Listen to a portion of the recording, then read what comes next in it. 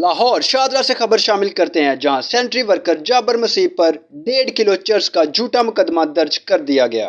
ਇਹ ਬੱਚਾ ਸਾਡੇ ਕੋਲ ਰਹਿੰਦਾ ਹੈ, ਸਾਡੇ ਕੋਲ ਕੀ ਕਹਿੰਦੇ ਪਏ ਨੇ ਜੰਮਿਆ ਪਲਿਆ, ਸਾਡੇ ਘਰ ਦਾ ਬੱਚਾ ਹੈ। ਮੈਂ ਮੁਸਲਮਾਨ ਆ, ਇਹ ਕਿਤਾਬ ਆ।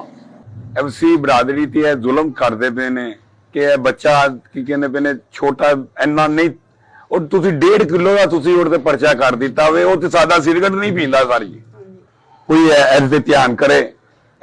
देखो कि बच्चे बहुत छोटे छोटे जे, असी यही कुछ कह सकते जे मुसलमान जे अहले किताब जे, भी अहले किताब ने, साडी जान ने। रात नूं 11-12 बजदे ने ते मेरा दरवाजा खड़कांदे ने आन के कि सानूं भुख लगी हुई है। मैं इन्हां नूं खाना देनी आ, फिर मैं इन्हां दिन भी वक्त पे इन्हां नूं आन के पुछनी आ।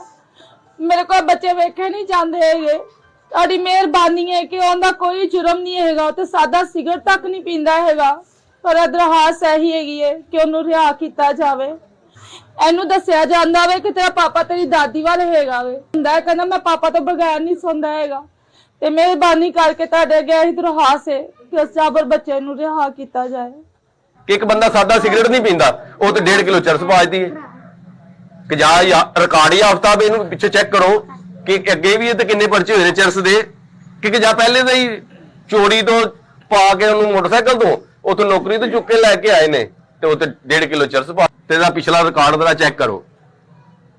जेड़ा कोई करदा है ओदे ते चरसा पैंदियां नहीं, ते जेड़ा नहीं करदा पिया झाड़ू मारदा पिया बेचारा ओदे चरसा पैंदियां पियां ने। इन्हां दे बच्चों ते कुत्तर सिखाओ ते कोई गैरत वाले पासे आओ।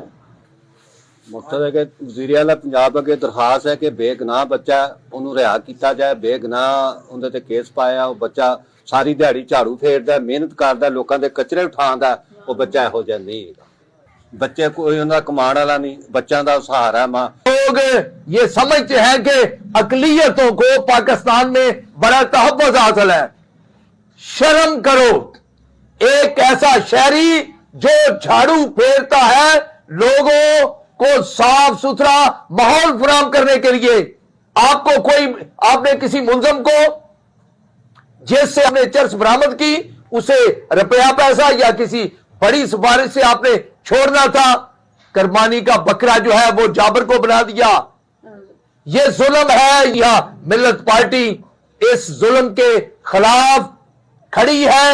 हम उस वक्त तक नहीं रुकेंगे जब तक इन मासूम बच्चों का बाप जो है वो बेगुनाह जो जेल में बंद कर दिया गया है वो वापस अपने घर में नहीं आ जाता।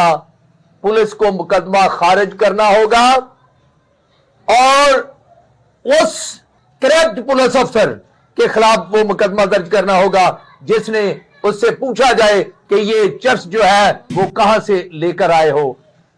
खुदावंद के फजल से मालूमात का काबिल एतमाद जरिया CRC, जुड़े रहें CRC के साथ।